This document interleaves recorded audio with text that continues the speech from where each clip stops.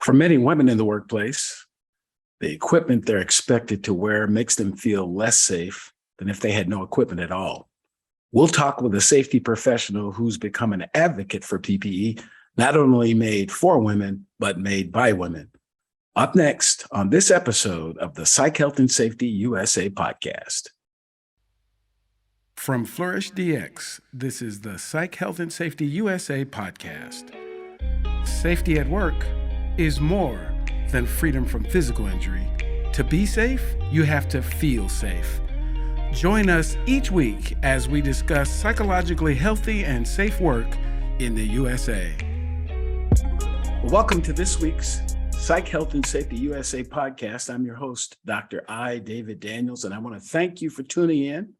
Each week, we seek to increase awareness of the importance of psychological health and safety by learning from the lived experiences, research, and expertise of our guests, and advocating strategies to reduce harm and minimize vulnerability to psychosocial hazards in the American workplace. There is a standard, ISO 45003. It's the international guidance on psychosocial hazard mitigation and how you create a psychologically healthy environment and organization. It's been out for a little over a year. And in that standard, it identifies inadequate equipment availability, suitability, and reliability as a psychosocial hazard.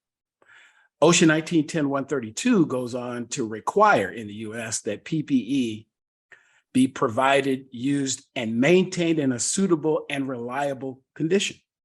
The word reliable means suitable or fit to be relied on. So the question is, how do you trust PPE that doesn't even fit? That's particularly an issue for those that don't meet the standard that the employer put in place when they decided to expose people to whatever the hazard was that requires the PPE. Is particularly an issue for women in the workforce in general, and certainly in the trades. So if you want to create a psychologically healthy and safe environment, you have to make sure that this issue is addressed as well. And my guest today is a friend that I met some years ago as we were establishing the government and public sector division of the National Safety Council. Her name is Amy Roosa. She had another name at the time, but she's no longer single and available. She's married now to Dave, and she helped actually get the division up and running. And we remain in contact really over the last few years, trying to get in some good trouble, particularly around issues of the inadequacies that we both see in the occupational safety and health system around this country. And I'm just so honored to have Amy here today. So welcome, Amy. What's going on with you? Hi, Dave. Thanks for having me on. Oh, sure. That was like the best introduction ever. I'm really flattered. Oh, well, it's real. I mean, as I've gotten used to this whole podcasting thing, I'm starting off with people that I kind of know. Right? Because I mean, I guess these conversations, and our conversation today, it'll go where it goes. But I'm honestly interested in exposing the rest of the world to people that I know get this, particularly here in the US, we're kind of limited on people. I mean, I haven't met them all. I'm sure there's a lot of folks out there, but in general, sometimes I'm not sure if we get it. So let's get into the conversation. And I find that I and my listeners and viewers learn more about the guest from the guest. So who is Amy Roosa? Oh, I don't know how to answer that. I am a safety professional. I got 18 years now, building up my safety career, and I feel like I'm just now getting started after all these years.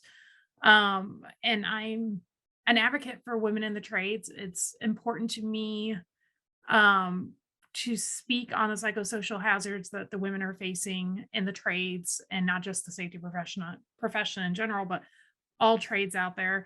And I am the co-founder of the Iowa Women in Safety Conference, which is a conference I started 4 years ago with my friend Barbara.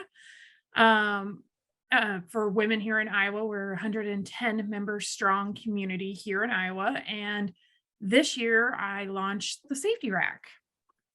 which is, I'm slowly building it. I'm slowly learning. It's slowly evolving.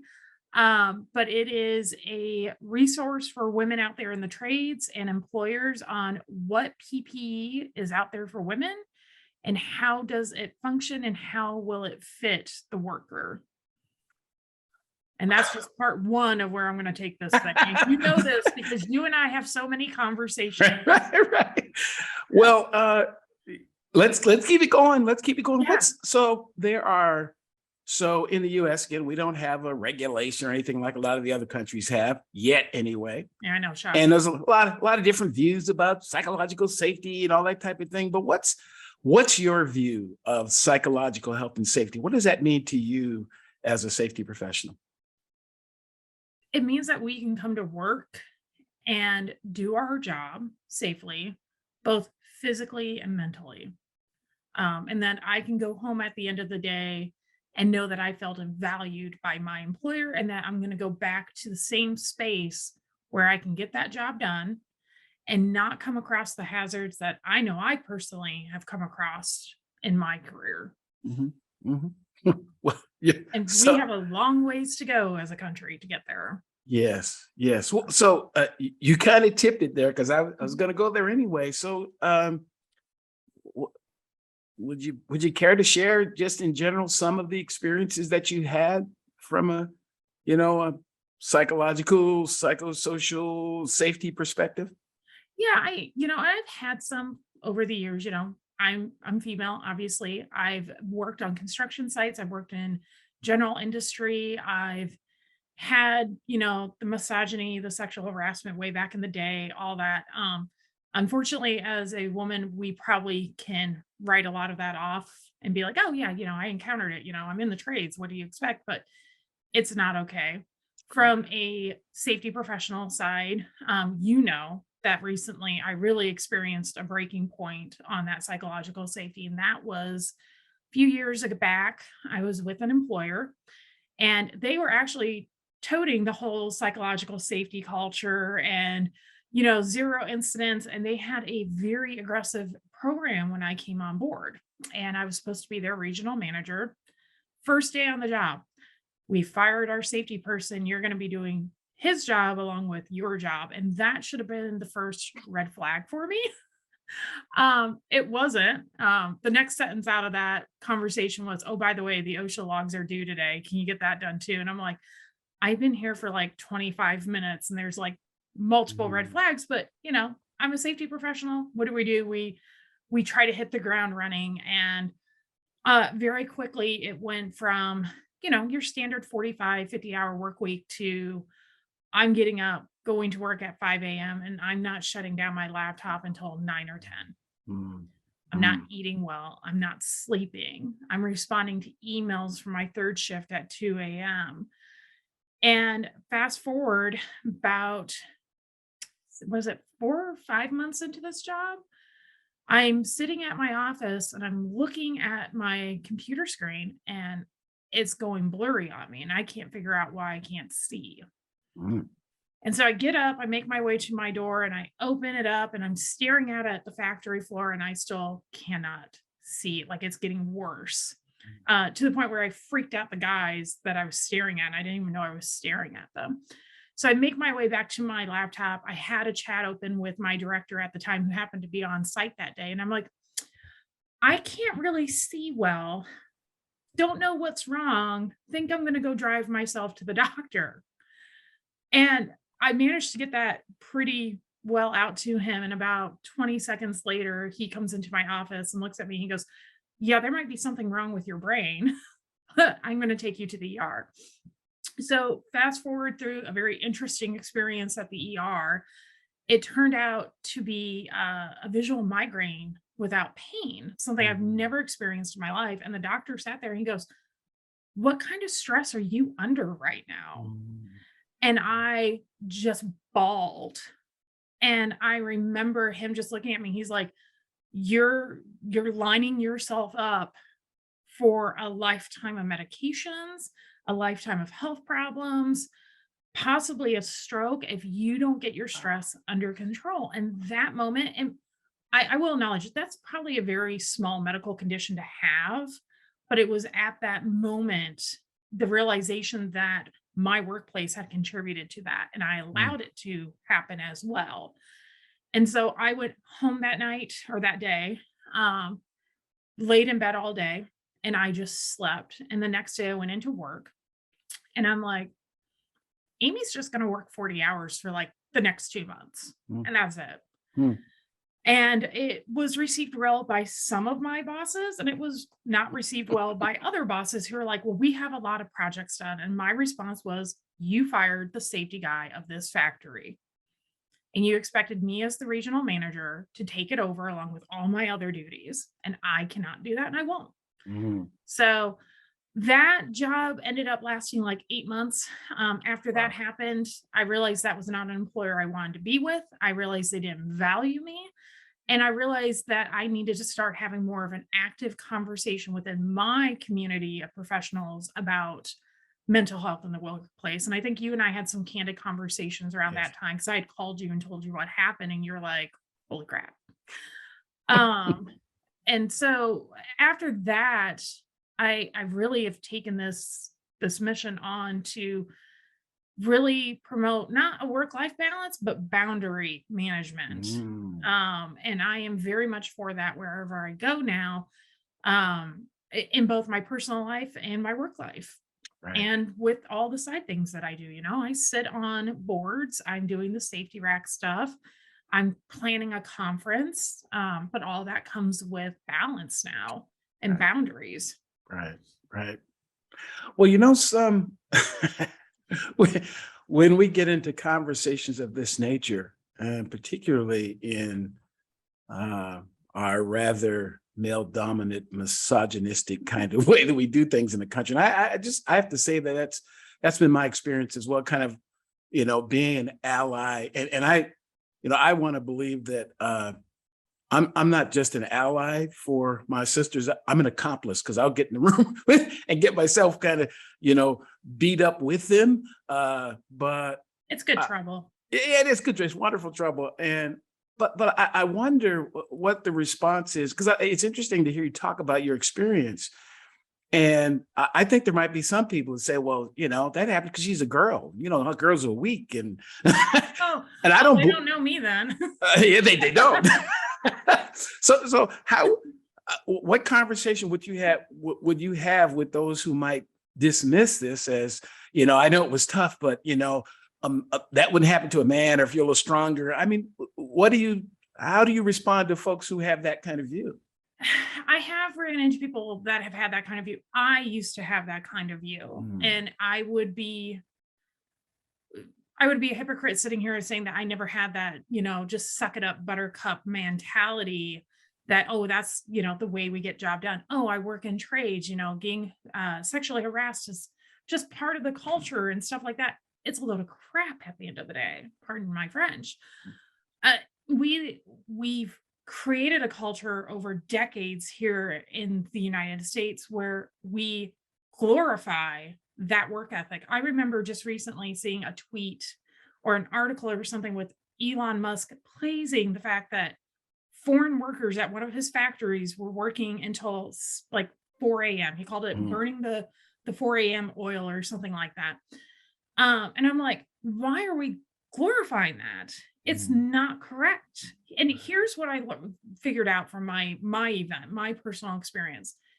If I would have had a stroke or died, had a heart attack or something because of what happened at work, if I kept going, there would have been a funeral, and maybe if I'm lucky, somebody from work would have came and they would have gone up to my husband, who I absolutely love. I've been married for like 3 years now.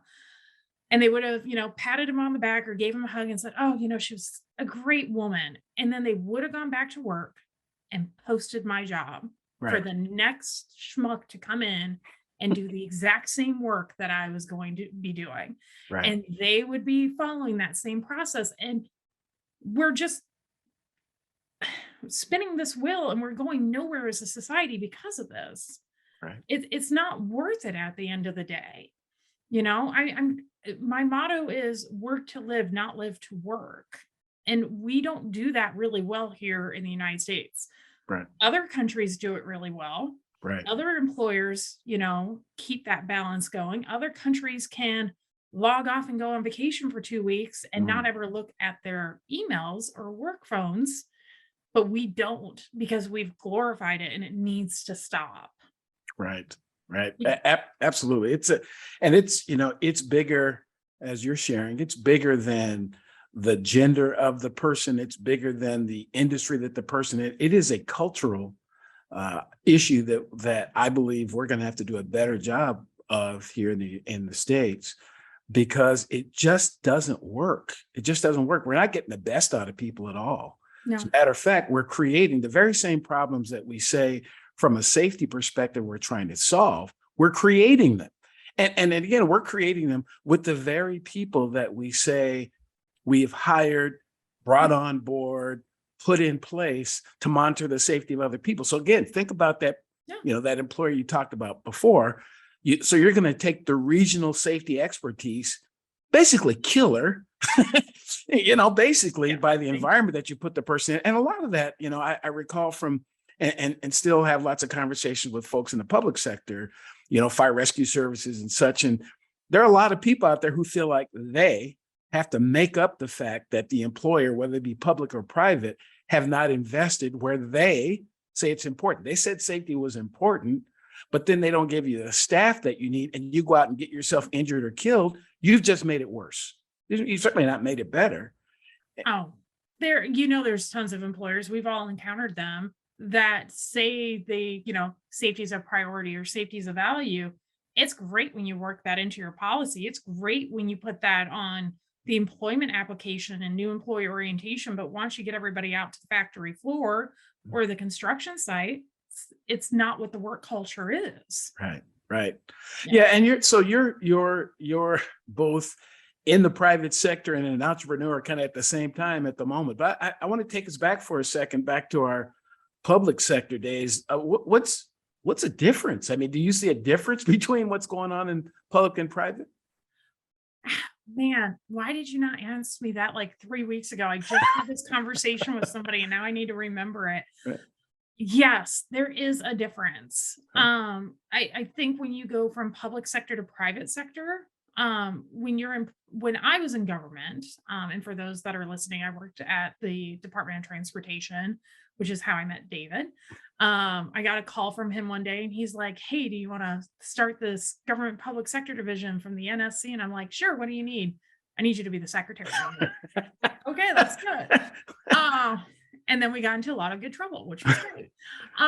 Yes, there is obviously when you're in public sector, eyes are on you, right? So the rules are a lot more stringent. You do have a lot more here in Iowa, like union contract employees. So there's a little bit more check and balance there. Now, when I got over into private sector again, because I went from private to public, back to private, I can tell you that they're more loose on the rules. If you have, what I've noticed the most is larger companies is where I see more workplace culture issues. Mm. I wonder if that's just because companies get too big and they really, the top CEO of the company truly believes that, the safety culture that he wants and the psychological and health and safety part of that. But when you funnel it down to all the employees that they have, you're not actually achieving that, right? Mm. Amazon would be a great example of that. Yeah. So I do see that. I think it's a little bit, and it probably is or isn't, depends on where you're at. When I was in public, my perception was it was a little bit better at the DOT that I worked at. Mhm. Going back into private sector, I saw there was a lot of loose rules, as I would call them. Yeah, I haven't spent a lot of time in the private sector, and it's interesting that, the OSH Act was written based on Congress's ability to, regulate interstate commerce. The rules are written for the public sector, or for the private sector, I should say. And a lot of the public sector kind of gets off, so to speak, because they're in a state that doesn't have a state plan, or, so I even find the perceptions different, because even you're talking about it, psychological health and safety is all about perception. It's all about perception, because from the outside looking in, you can look at an organization and go, it's got to be terrible in there. But you'll probably go there and find some people at various levels who say just the opposite. And guess what? Both are correct, because it's about their perception. That person who's at the top of the organization who says it's going great, for them, yeah, it is. Yes, but that's not the point. The point is, are we addressing those levels of the organization who don't feel the same way, who, that message never got to them? They've got that supervisor who doesn't take it serious. And that's really the question. Can our systems address that? Because it's great, to fly the flag and say how great we are and look at our recordables and say everything's okay. But what do we do with that person who doesn't feel like it's working for them? And this leads me to the question about, this conference that you've established, getting women together. And I did there's a group I'm in here in the community, and we actually have conversations about race back and forth. And one of the things I said that, I tend to say some things that are a little provocative some days, every now and then. Not everything about being segregated is bad. Not everything. There are sometimes when it's important to get together with a group of folks just like me to talk about things that I'm dealing with, because I think you'll relate. But it's also important that I be able to bridge the gap with people who are different. Yeah. So in this case, you've gotten together with women talking about safety related items and issues. What's that been like? And how does that make you feel to have that group surrounding you? It feels amazing. And I did it out of necessity. So at the time before I started it, I was working in kind of a consulting role, and I was meeting all these incredible women around Iowa, shooting them whatever information that I had for safety or finding them the right resources. And what I found for these women that were in safety was that the majority of them at the time were from like mom and pop shops, where they were either in a dual role of HR and safety, or they were just starting out in safety without a background, which is, I can relate to. That's how I got started. That's how most of us get started. Mm-hmm. And I'm like, oh, we just need something, right? And so I'm at a conference one day, and I'm bugging the conference director, David Hughes, good friend of mine. He probably doesn't mind the shout out at all, because I do it all the time. And I'm like, hey, how about giving me like one session so that the women can talk? And he's like, well, go talk to Barb, who was also a friend of mine at the time. And I think after 10 minutes of this conversation, we're like, you know what, let's just do something standalone, because we need to have, as a group, a broader discussion on what our needs are, what we need to have and achieve. And so that was the start of getting all the women together. And the first year we did it for free. The community college we do it at gave us all the space for free. I got the vendors to pay for lunch, had all the guest speakers lined up. It was a little bit chaos, but it worked out well, because I really did have a good support system between Barbara and my director at the time, Tracy. And it ended up being bigger than what I thought. But the conversations we had were conversations that we were not having at a regular conference. Example would be, we had a speaker, one of our vendors came in and started talking about all the new PPE that was out there. And I'm sitting there in this room listening to him talk, and I realized I made a mistake with him. I put this really great guy, and I'll just say his first name, Andy. So if he's ever listening to this, because I haven't talked to him since, I'm so sorry, Andy. Andy went up, started talking about everything, and then the hands started going up. Where's the women's PPE? Why can't we have something? And he did a really good job trying to defend his brand, the market, the thought process of the market and the manufacturers.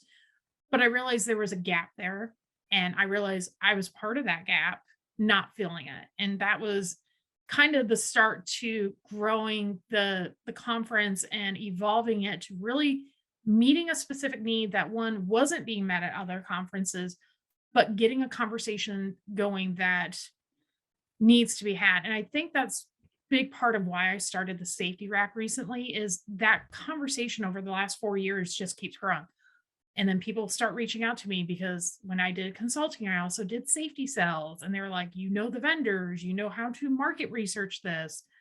Where's the FR pants for women? Where's the maternity wear for Mm, women? Where's the lightweight clothing for the menopausal women out there? mm, And so I just started making it this mission to provide that segment of my profession with that information right, because it right. wasn't out there. And big lesson learned. I did, to anybody listening to this, email Andy's boss and give him the biggest review, very glowing. He handled it like a troop, but I've never seen him back.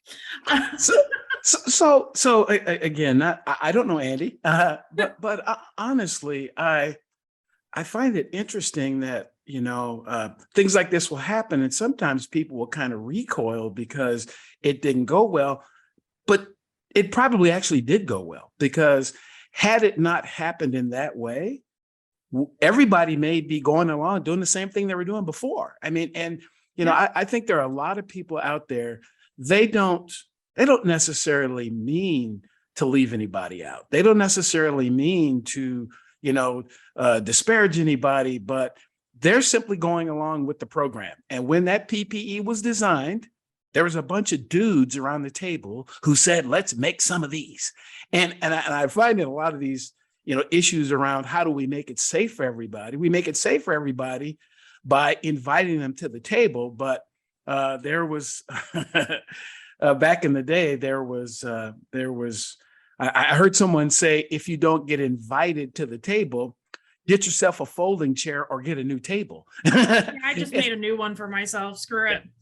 There you go. And I don't have time to wait for somebody to offer me a seat at the table when I see something that needs to be done.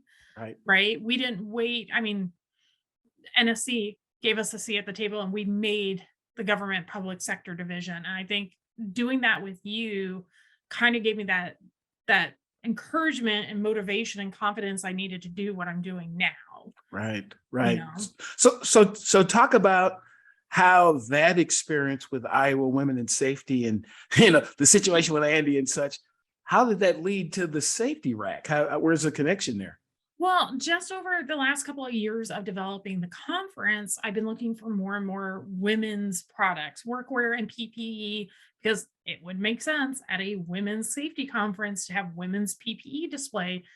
And I just started emailing every vendor I could find and started having conversations. Where are you on your women's PPE line? What products do you have coming out? Will you be a sponsor of the event or a giveaway sponsor? And just started finally getting some of that stuff in. And then as I was at the conferences, I started listening to what a lot of the safety women were asking for in terms of what their needs were. I'm like, there's got to be more out there. And there is, interesting enough, a lot of what I find is overseas material. We have Hmm. some vendors here that are really good in the United States, more coming up. But a lot of the products that I'm also sourcing are from like Australia, Canada, the UK, where Mm, they've already been established for some time. mm, Can't imagine why. mm. Uh, and just wanting to make sure that women know you can find the PPE you need, but they don't have time to go look for it. So there are those. So again, as we're having conversations, I hear the little voices in my ear, Mm. and you hear them too, that say, "Well, you safety people talking about anything that isn't physically gonna get me hurt. I'm not sure if I'm interested." So where's the safety issue associated with PPE that was made for guys that women are wearing? Where's the safety issue there? It doesn't fit. And if it doesn't fit, as I've experienced for 18 years of my life, when I've walked past a door, that safety vest that I might be wearing that's an extra large, because that's all the site bought was extra large safety vests, because your purchaser buys it and they get a bulk discount, it'll catch on that doorknob and it'll Mm, send me jerking back. Multiple times in my life, I've ended up with bruises on my ribs wow. from hitting objects because I've gotten snagged back. Mm, And so there is several components here. When I'm wearing something that doesn't fit me correctly on a job site, I become a walking hazard, right? If it's longer pants because all I'm wearing are men's FR because I couldn't find women's FR, now they're hanging below my work boot, I'm going to have a slip, trip, fall issue, right? Mm, If I'm wearing that safety vest, I'm going to get caught on something. Or if I'm simply wearing a high vis shirt that's a large and I'm a small woman, I'm consciously moving it around all day, knowing it doesn't fit me, pulling up my sleeves all day, or being handed gloves that I have to take off because I can't actually grip things. mm, So it messes with you on a psychological standpoint because you're so focused on that. You can't be the awesome, badass mm, skill worker that you know you are. And then everybody's watching you. And then you're mm, consciously aware everybody's watching you. And there's that domino effect building mm, up. Wow. Wow. Again, the connection between something that you're required to do as an employer that you simply forget. You think people are forgetting that they're women, don't necessarily think about it. I mean, honestly, what's your, how, how did we get here? How did we get here? That's been the conversation I've been having a lot recently. So there's a couple parts here, right? The manufacturing side of this conversation is there's not really a big need out there, which I call BS on any day of the week. There are over, I think it's 8.5 million women in the trades. Wow. Okay. So normally they use this number as a percentage, right? They'll say, oh, 6% in welding, 7% in trucking, 11% in construction. Stop using it as percentage. We're not a percentage. Mm, We're people. So mm, look at the number, and the number is like 8.5 million women growing. wow. But they can't get into the trades if they don't, one, feel psychologically safe and have the proper fitting PPE Mhm. and, have those opportunities to get in. So what I'm looking to doing is let's have that first part, proper fitting PPE that they need. The employer goes to their purchaser and say, we have 3 women on a job site of 400. They need PPE. Purchaser is just going to go, well, we have men's smaller unisex over there. No, they need to stop and actually go back, see which manufacturers they are working with and see what products they have. Mm, And if that manufacturer is saying, well, there's not a need for it because there's not enough women out there, baloney, there is. And if you actually look at the dollar amount that it takes to outfit somebody in proper PPE, the number's there for the manufacturer if they want mm, to tap that market, but they're not. The other part to that now is the employer part. That purchaser just goes back, well, can't find anything. Our supplier that we have a contract with just says there's nothing out there. So, woe me, what can we do? You need to go look because that excuse should not be a valid excuse to use. Um, you can get out there and you're going to have to source it more privately or directly from the manufacturer, right? If I need shoes and I can't find it on Granger or Fastenal or Airgas, well, then I might have to go to Xena or Junior Jones websites and let the ladies buy direct. mm, If I am a big construction company and I am starting to get more women in, but I don't know where to go on Granger and they don't seem to have what I need, then you need to go to Utility Pro Direct and buy in bulk. mm, You just have to take a few extra steps. You just have to go out to your job site, ask the women what they need to be safe. And the biggest part of that is you have to listen to what is being told to you and mm, protect them. mm, Yeah, mm. I'm big on that one. Mm. Yeah, again, you make me think about my fire service days and some of this is still going on, where folks will say, "Oh, we can't really afford to go out and spend money on particular people," and I think it's just the opposite, actually.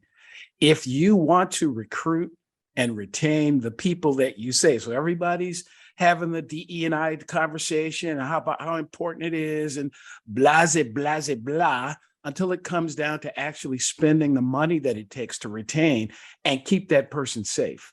Yep. There was a study done, and again, I seem to recall this was a study done in the UK and one done in the US in the fire rescue service that says that women's experience in fire rescue service, their careers are always shorter and their experiences are always not as good. And a lot of it has to do with the equipment. And, so we're talking about women but there are actually small frame males that this impacts the same way. I'm of the opinion that every single solitary person that you have should be measured and fitted for PPE. That investment on the front end is a lot cheaper than the investment or the outlay after they get hurt, after they get someone else hurt, after the equipment gets damaged. So it's really kind of prevention if you can do this on the front end and measure everybody. I mean, I saw someone that you had on social media.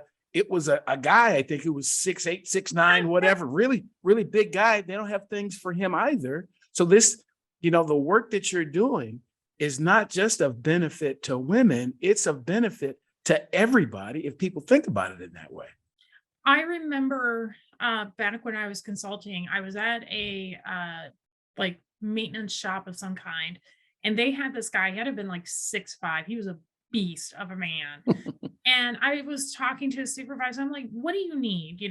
Product wise, what can I help with? And he's like, well, if you can find some gloves for him, that'd be great. And I have a picture on my LinkedIn of his hand next to my hand. And I actually had to go to LinkedIn to try to source his glove. And it was a random manufacturer who actually made his size because a big customer of theirs had guys that they needed those gloves for. So I was able, just through, asking out there in the world of LinkedIn, hey, who knows where I can get this guy a pair of gloves? We went through 2X, 3X. I had vendors looking and saying, oh, 4X will fit him. I think what it was 5XL Wow. glove. Wow. And I remember taking those gloves to him after he had tried on all these other gloves. I never took him the 2XL. I knew they weren't good. And I remember he put them on because originally when I talked to him, he's like, Amy, don't worry about it. Nobody can hardly ever find gloves for me. That's the way I've been working the last 25 years. He's got scars on his hands. And I'm like, I've got to find this glove. And I took him those gloves and he lit up and he was so happy. I ended up having like 2 pairs on me. And about a week later, I get a call from his boss. He goes, how do I get a case of those in? Wow. And I'm like, I will get you the information. He goes, I want to get a case. I want to make sure they're on hand. I've never seen somebody take such good care of their gloves, but he's happier now. That was so important to his employer, seeing that result, that he was willing to spend, I think it was like $300 to get a case of gloves made. And there was like 20 or 30 pairs of these gloves in there for his employer or for his employee so that his employee could be happy. That little change had such a massive ripple effect. And PPE, when we have it properly fitting anybody, men, women, 5'1" to almost 7 foot, like my friend is, it makes you feel valued. It makes you feel confident. It makes you feel like you're part of the team and part of the culture. And that's everything that these CEOs and these leaders are talking about wanting to achieve in their culture. Well, there's one small thing you can do that's going to give you the biggest reward, biggest return on investment. And you're not doing it because, oh, well, the manufacturer says they don't carry it. I can rattle off about 20 manufacturers now, and that list keeps growing in my inbox. I do find that there is this kind of zero-sum game perspective out there about a lot of really good things that we could do as humans. And when you bring it up, people will say, well, yeah, no. And there's this view, I think, by some, is that if we spend a little extra for that one person, somehow everybody else is going to lose. And again, I totally disagree with that. You showing that you'll invest a little bit for that person will actually convince everybody else, will actually cause other people to feel like, well, I guess we do care about people around here. I guess, and why should any employee, just because they are taller, shorter, whiter, smaller than the standard, whatever the standard was, why should they have to come to work year after year after year after year and simply convince himself, well, I have to do it different from everybody else and I might get hurt and that's okay. That to me just seems really wrong. Seems really wrong. Look at what the early 1900s, didn't they base jobs off of the number of people that were probably going to die? Yes. Wasn't that like Yes. the Hoover Dam? They budgeted in Yes. the number of people that they knew Yes. were going to die building the Yes. Hoover Dam. Yeah. Where Well, you the Empire put State Building, for years and years and years, they calculated for X number of floors up. Here's the number of employees that we're going to lose. Absolutely. like, Yeah. you actually calculated that, went home to your family and was like, "Oh, that's fine," and not Mm, looked at your family like, "I wouldn't want somebody calculating that my son or my daughter is gonna be the one that dies when she gets on that job site." right. So what advice or guidance would you give to executive leadership, CEO type people who they know, or at least they feel they're listening to, and you're thinking there might be something we need to do, and we don't really know where to start. How would you advise them on just where to start? Oh, man, I'm gonna have fun with this one. So, and I get that, people in the C-suite, they're very, very busy people, right? I would challenge them to take not 1, but, like, 2 days off. Go take whatever you have in your closet, don't go out and buy anything, go to your job site, go to your manufacturing floor, and just put the PPE on that's already out there, and then go do the job of one of the most undervalued positions or undervalued employees, and make sure you get the minorities in there, make sure you're talking to the women, but listen, really listen to what they're saying and watch and observe their environment and how they're interacting with that environment. And I think if you did that without any distractions, like put your cell phones down, I get that you have emails, but you know what? Emails can be replied to the next day. Go look because you're going to retain so much from that observation, from those conversations, from that day or two that you're out there, not 1 hour or 2 hours so you can check that box off. Get out there for the full shift. So this is almost like the undercover boss type process. Yeah, but you don't have to be an under. Yes, I like that show. It's great. But you don't have to do that or be on that show to actually go make an impact. I think the best cultures I've seen are the bosses that get that. And when I was at the DOT, we had a guy named Jim. He was a supervisor on one of our busiest like segues of I-80 and 35. He had the best track record for safety.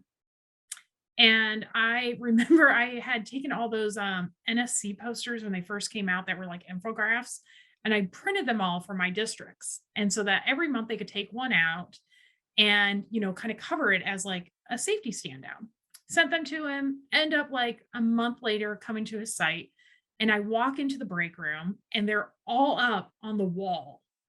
And I'm like, what the heck, Jim? And he goes, the guys wanted them all on the wall so they could reference them. And I'm like, all right, I'm not going to argue with that. But I was hanging out there for the whole entire day and I watched how he interacted with his culture. First thing every morning, he did a PowerPoint, which I don't even have the energy to make a PowerPoint every day. But he talked about first thing, the hazards they were going to face. What are the big events around town that could impede traffic while they were in the road? What are the weather conditions? And then he would ask them all, what do you need to be safe today? He said that to them and they would tell him stuff and he would get it to them. Or he'd tell them an update throughout the day. But I also listened to how he talked to the guys throughout the day. And he's like, hey, how's it going out there? You staying hydrated?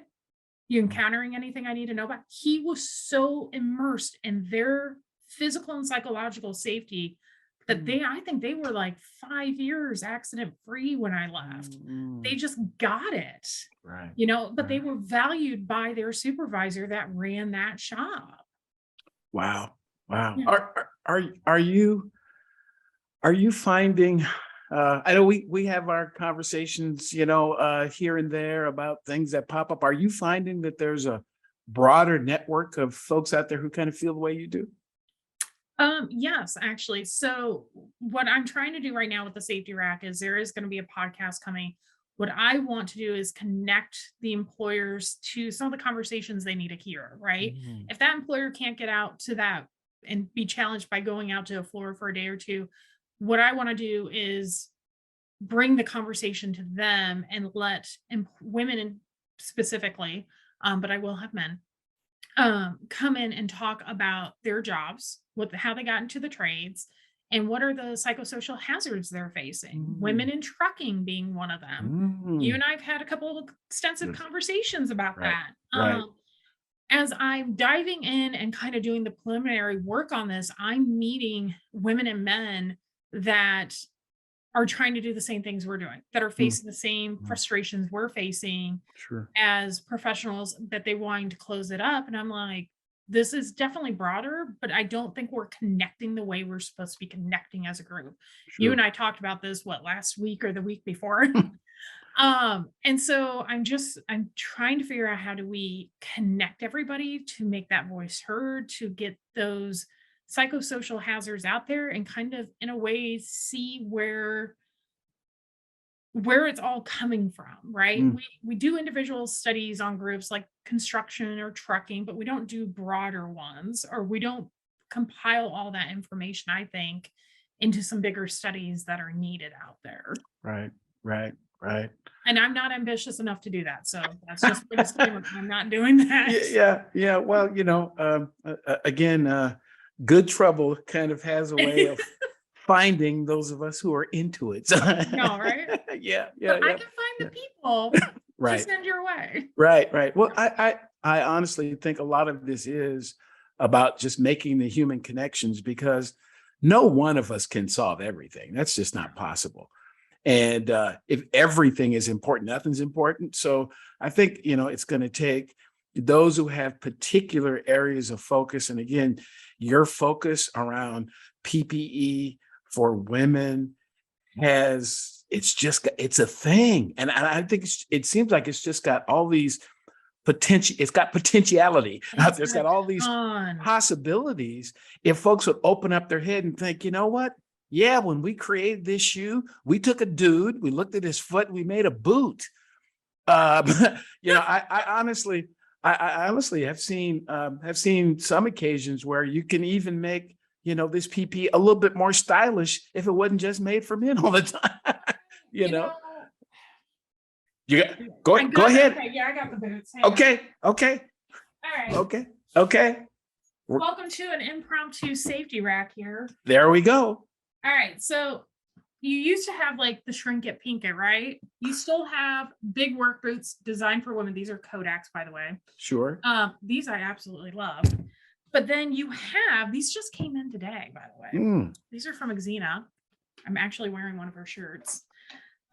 Where you've had women in these trades, engineers that have gotten sick of the big and bulky, and they've come out with more stylish shoes for women. So some of these are definitely more what I'm finding out there, the engineer type style, the office lady that's got to go out to the factory floor. Yes. But they're also designing the work boots that need to be functional for the women out there on the construction sites, right? Sure. So Sure. I wear Juno Jones, I wear Xena, I have my Kodaks. What I'm finding is there is much more variety coming out there. Mm. But yeah, there you go. That's wonderful. That's really I was just Nobody wants to see that floor right now. I actually I saw at a one of the major conferences here recently. They had a almost a fashion show with I know. and I think those are the things that we really need to be doing is just getting people to think broader. It's not, again, this doesn't mean, okay, guys, don't get afraid. You'll still have boots and gloves. There'll still be plenty for you. There'll still be helmets for you. What we're trying to do is make sure that our sisters and our moms and our daughters and our aunts and in this economy, even our grandmas, some of them are still out there working. We don't want them to get hurt either.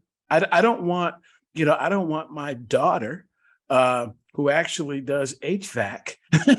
And she actually got into doing HVAC because she said that she wanted to make some man money. Because there's these occupations that make more money because there's mostly men there, but women can do the work. I think I just saw this. Oh, where did I see it? I'm on so many pages reading so much every day. I think the wage gap difference for a woman in trade is we make 96 cents to the dollar of a guy. versus Wow. I think what is the current gap, like 93 cents to a dollar. And that's just for Caucasian women. Yes. So like Yes. in trades, you can really close that gap. And for some of these women, they can make their own hours, they Right. get better benefits. Right. Um, but along with that better pay, they're still encountering the psychosocial hazards. They're Yes. encountering bullying on the job Yes. site. They're Yes. encountering the sexual harassment. Sure. Um, they're encountering the poor PPE, which Mm. if you're any employer listening to this, please go to the safety rack and I can help you. Yes. Uh, Yes. Yes. Yes. um, Yeah. but yeah, Yeah. you have this industry right now, right? The trades where there's a shortage of trade workers. I'm sure your daughter can talk about it in her Mhm, trade mhm, for mhm. HVAC.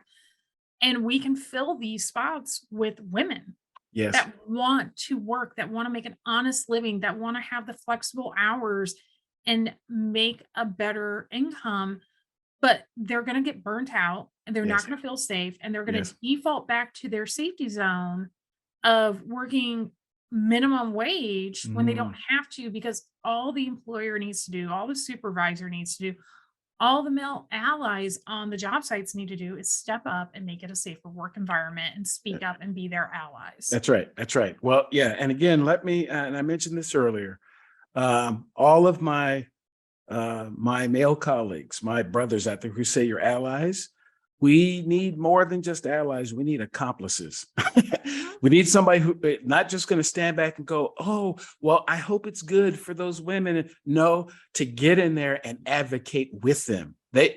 I'll say this. Amy doesn't need me to say this because she can speak for herself. But it's not. I don't have to go in the room and speak for her. But they need to know when she speaks, I'm with her. I Yes. think that's really important.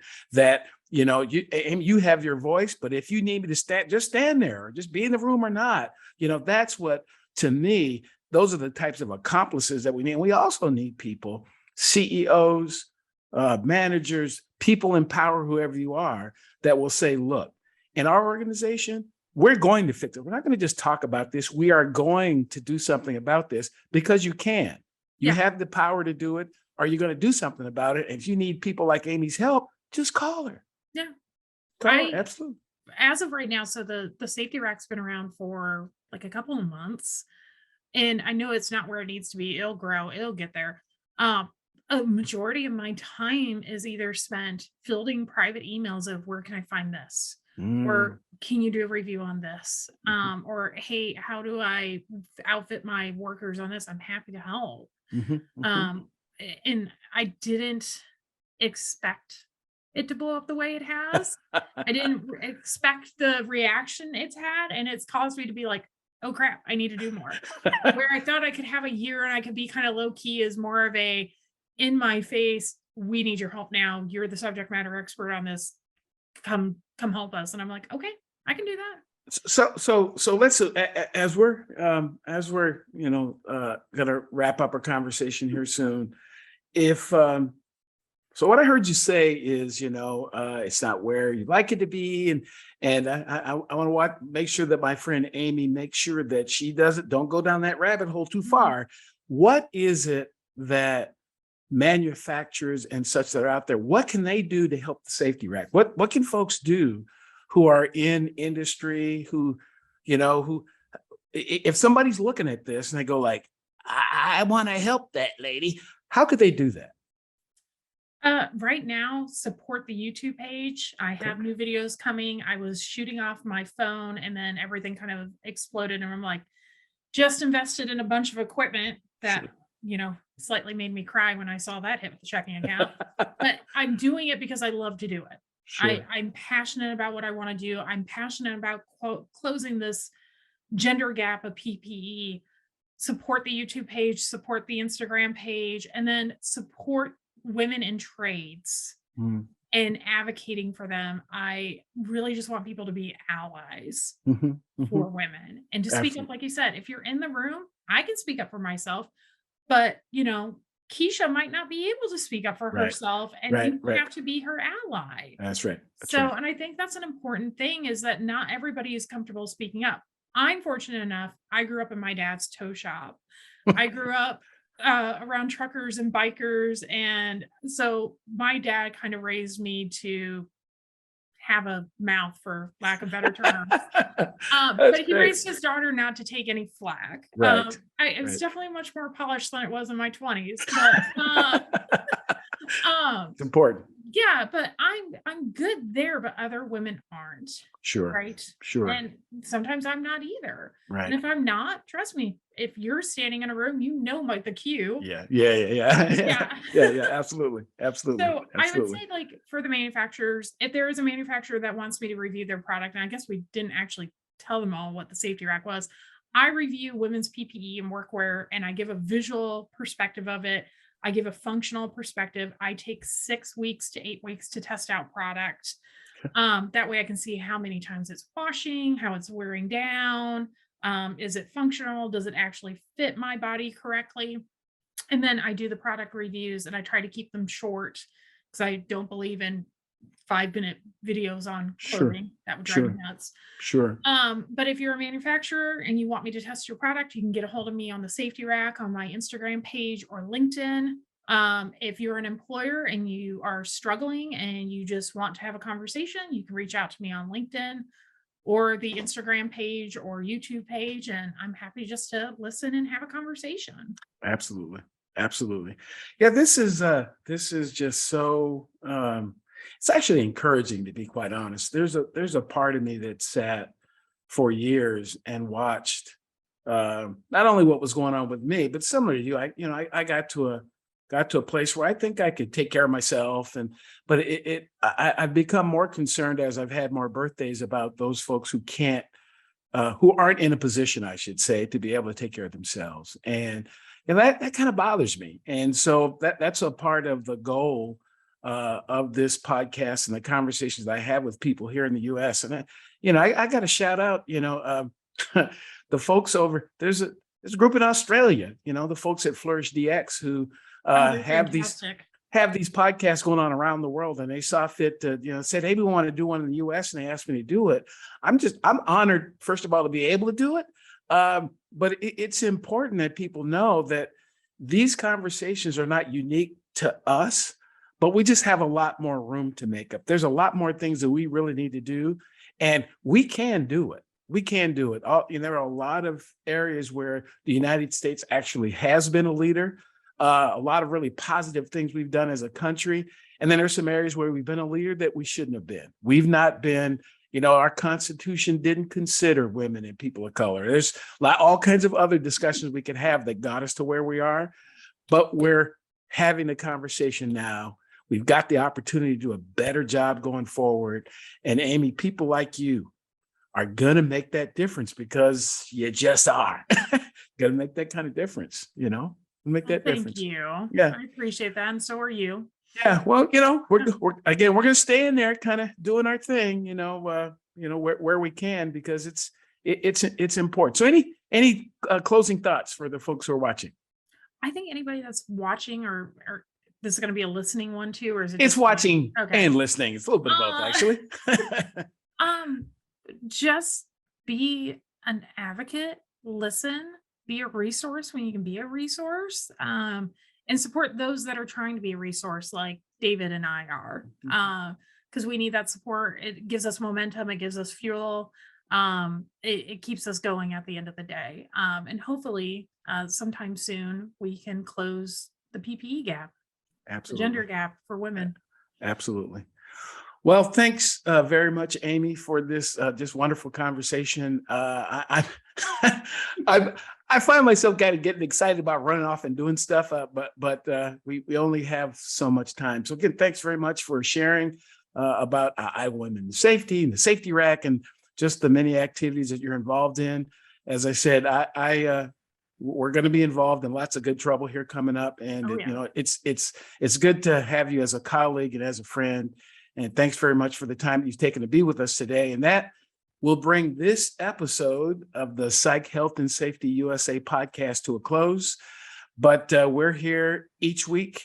You can follow us also on LinkedIn or at psychealthandsafetyusa.com. You can get every single episode. You don't have to. I've had people ask me, do I have to wait for Fridays? You can catch it over the weekend or the next day of the week. And certainly look up, again, my friends at Flourish DX, appreciate their support. And we will look forward to our very next conversation. And who knows who that conversation will be with other than me, but it's bound to be a great one. So thanks very much. We'll see you on the next episode of the Psych Health and Safety USA podcast. You've been listening to the Psych Health and Safety USA podcast. To stay up to date with the best content on workplace mental health in America, subscribe wherever you listen to podcasts and join the Flourish DX community at www.flourishdx.com.